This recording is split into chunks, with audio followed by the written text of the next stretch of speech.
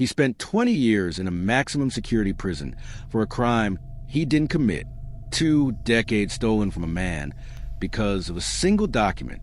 But the chilling truth is, the crucial evidence that eventually freed him was available on the very day he was convicted. This isn't a story of brilliant police work that finally got its man. This is a story of systemic failure. The case of Marcus Hale, and a single piece of DNA that was deliberately ignored in the relentless pursuit of a conviction.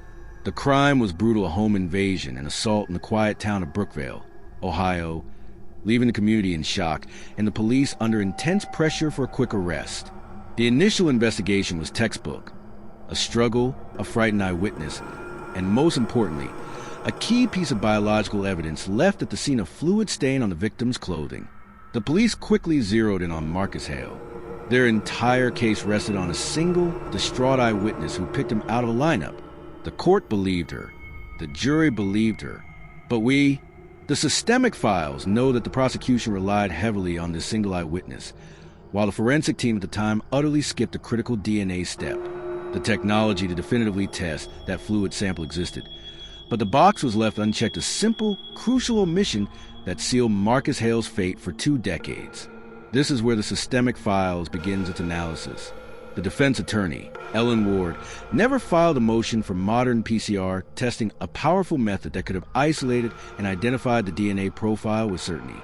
It was a clear legal oversight of lapse in due diligence that let the prosecution's flimsy case stand. We must ask, was it a lack of funding for public defense? A lack of knowledge? The system pushed for a quick, visible win, and no one was there to push back with the science. The evidence sat in an envelope in a storage locker, year after year, the truth locked away by judicial inertia. For 20 years, Marcus Hale maintained his innocence from behind bars. His appeals were repeatedly denied. The courts held firm. The jury had made its decision. It wasn't until a volunteer from the Innocence Project stumbled upon the case file and read the original forensic report that the failure was recognized. The report clearly indicated the existence of the biological evidence. A new motion was filed not to retry the case, but simply to run the DNA test on the evidence that had been collected 2 decades earlier. The court finally agreed. After 20 years, the preserved evidence was pulled from storage.